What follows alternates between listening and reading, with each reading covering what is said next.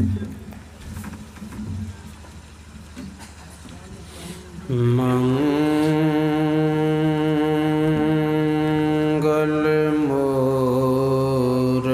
सतगुरु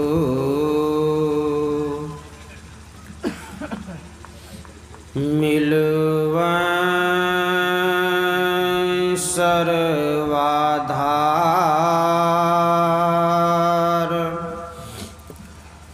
मंगलमय मंगलकरं विनवां बारंबार। धन्य धन्य सतगुरु सुखदां, महिमा कही न जाय। जो कछु कहाँ तुम्हारी कृपा, मोतें कछु न बसाय। बोलिए प्रेम से श्री सद्गुरु महाराज की जय। अव्यक्त रूप में प्रातः स्मरणीय अनंत श्री विभूषित परमाराध्य गुरुदेव के युगल पाद पद्मों में कोटि कोटि सा नमन। अपने आवास में अवस्थित गुरु सेवी भगीरथ दास जी महाराज के युगल पाद पद्मों में कोटि कोटि सा नमन एवं मंच पर विराजमान समस्त पूज्य बाबागणों के श्री चरणों में नमन एवं धर्म क्षेत्र में उपस्थित सत्संग प्रेमी माताओं एवं धर्मशीला बहनों,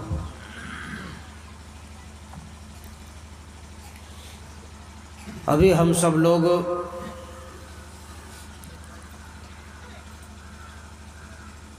सत्संग योग से जो पाठ को श्रवण किए, उस पाठ के आधार पर ईश्वर का स्वरूप है, इसके संबंध में हम सब लोग पूज्य बाबा लोगों से हम लोग सुन चुके हैं। उसी प्रसंग में आया है कि एक बार बादशाह ने काजी से पूछा कि वे जो ईश्वर हैं, वे ईश्वर क्या करते हैं और वे वह जो ईश्वर है कहाँ देखते हैं और वह ईश्वर कहाँ रहते हैं।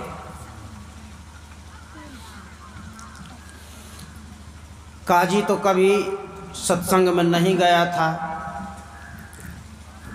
इनके संबंध में उनको पता नहीं था। बादशाह कहते इनका उत्तर तुमको देना है, अगर तुम इसका उत्तर अगर नहीं दिए तो तुम्हें फांसी की सजा होगी। अब काजी चिंतित हो गए और अपने घर चले गए। घर जाने पर चिंता के कारण अन्न पानी को खाना छोड़ दिए। उनके ही नौकर जो पाजी थे, पाजी जाकर पूछते हैं काजी से कि आप इतना चिंतित क्यों हैं। काजी कहते इन बातों को तुम छोड़ो। कहते नहीं बताइए। जब बहुत हट किए तब काजी कहते देखिए बादशाह ने इस तरह से हमसे पूछा है कि वे ईश्वर क्या करते हैं, किधर देखते हैं, कहाँ रहते हैं। ये पाजी कहते हैं यह तो इसका उत्तर तो आसान है, इसका उत्तर तो मैं दे दूंगा आप, इसलिए आप चिंतित होने की आवश्यकता नहीं है। कहते तुम इसका उत्तर दे दोगे? कहते हाँ अवश्य दे देंगे। दूसरा दिन होता है, पुनः बादशाह के दरबार में जाते हैं और वहाँ जाकर ये काजी कहते हैं इन प्रश्न का उत्तर मैं क्या दूं, मेरा नौकर ही दे देंगे। कहते कहाँ है, बुलाओ उसको। वे आते हैं, कहते क्या आज तुम इन प्रश्न का उत्तर दे दोगे? कहते हाँ इन प्रश्न का उत्तर मैं दे दूंगा। कहते ठीक है तो इन प्रश्न का तुम उत्तर दो। तो पाजी कहते हैं कि जो प्रश्न करने वाले होते हैं उनको नीचे बैठना पड़ता है और जो प्रश्न का उत्तर देने वाले होते हैं उनको ऊपर में बैठाया जाता है। इसलिए जब मैं इन प्रश्न का उत्तर दूंगा मुझे बैठने के लिए ऊंचा स्थान चाहिए। तो बादशाह सोचते हैं चलो थोड़ी देर के लिए हम इस कुर्सी पर से नीचे हो जाते हैं और काजी के स्थान पर जाकर बैठ जाते हैं। अब काजी जहाँ पर ये पाजी बैठते थे उस स्थान पर जाकर ये काजी बैठ जाते हैं। तब बादशाह कहते हैं इन प्रश्नों का उत्तर दो। तो ये पाजी कहते मैं तो उत्तर दे चुका हूँ। कहते मैंने समझा नहीं। कहते हैं वह जो ईश्वर है यही करते हैं, जो ब्रह्मा है उनको मच्छर बनाते हैं और मच्छर को ब्रह्मा बनाते हैं। जैसे अभी आप देख रहे हैं, आप तो बादशाह थे, आपका स्थान ऊंचा स्थान पर था, लेकिन अभी आप ऊंचा स्थान पर नहीं, नीचे स्थान पर अभी हैं। और मैं सबसे नीचे में बैठने वाला मैं पाजी, अभी मैं सबसे ऊंचे स्थान पर अभी मैं हूँ। तो ईश्वर यही करते हैं कि ब्रह्मा को मच्छर बनाते हैं, मच्छर को ब्रह्मा बनाते हैं। तो चलो इन प्रश्नों का उत्तर दिया। तब ये बताओ कि वे जो ईश्वर हैं वह ईश्वर किधर देखते हैं? कहते ठीक है, पहले आप एक मोमबत्ती मंगाइए और माचिस मंगाइए। मंगाया, उनको जलाया। कहते मैं जो पूछा हूँ, मैं जो तुमसे प्रश्न किया इनका उत्तर दो पहले। कहते हैं आप देख रहे हैं यह जो मोमबत्ती जल रही है, मोमबत्ती की रोशनी किधर जा रही? कहते मोमबत्ती की रोशनी चारों तरफ जा रही। कहते ठीक ईश्वर की आँख भी चारों तरफ है, वे सब जगह देखते हैं, सबको देखने वाले हैं, उनकी आँखों से कोई बच कर के रह नहीं सकते। तब कहते ठीक है, अब ये बातक वह ईश्वर रहते हैं कहाँ?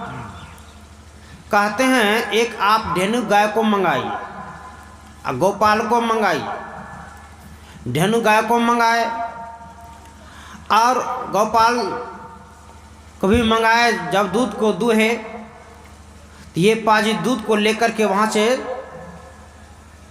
लेकर के चलने लग गए और उसमें हाथ घुमाने लग गए। कहते मैं जो तुमसे पूछा हूँ कि ईश्वर कहाँ रहते हैं, इनका पहले उत्तर दो। तो ये पाजी कहते मैं तो आपको उत्तर दे ही रहा हूँ। वह जैसे यह दूध है, दूध में जो मक्खन, इसको जो मैं उंगली डाल करके मैं खोज रहा वो कहाँ है? कहते वह जो दूध में मक्खन है उसमें व्यापक रूप से हैं। कहते ठीक ईश्वर भी व्यापक रूप से हैं, वे सब जगह हैं, उनके बिना कहीं तिल भर भी खाली नहीं है। इसलिए अभी हम लोग सुन भी रहे थे, स्वरूप अखंडित व्यापी चैतन्य से चैतन्य, ऊंचे नीचे आगे पीछे दाहिने बाएं अनन्य, बढ़ाते बड़ा छोड़ते छोटा, में ही ते सब लेखा, सबके मद निरंतर साईं, दृष्टि दृष्टि सो देखा। यानी वह ईश्वर परमात्मा सब जगह है, उसके बिना कहीं तिल भर भी खाली नहीं है। उस ईश्वर परमात्मा अगर हम लोग देखना चाहते हैं तो इस चरम दृष्टि से हम लोग नहीं देख सकते हैं। उनको देखने के लिए हम सब लोगों को आत्मदृष्टि चाहिए। उस आत्मदृष्टि को प्राप्त करने के लिए जब तक हम लोग नाम जप नहीं करेंगे, ध्यान नहीं करेंगे, दृष्टि साधन क्रिया को नहीं करेंगे, सब साधन नहीं करेंगे, तब तक वह हमें दृष्टि प्राप्त नहीं हो सकता और तब तक उस परमात्मा को ग्रहण नहीं कर सकते हैं। इसलिए हम सब लोग उस परमात्मा को पाने के लिए, जैसे हम लोग को गुरु महाराज ने यह ज्ञान दिया बताया करने के लिए, उस तरह से हम लोग करेंगे तो अवश्य एक न एक दिन में परमात्मा का दर्शन होगा। बोले श्री सद्गुरु महाराज की जय।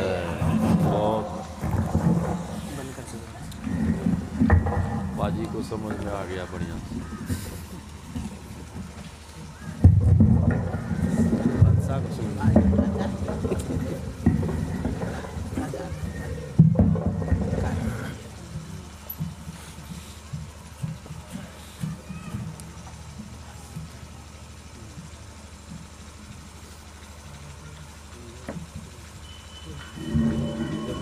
बाबा श्री सद्गुरु महाराज की जय। ईश्वर का दर्शन करने के लिए आत्मदृष्टि चाहिए।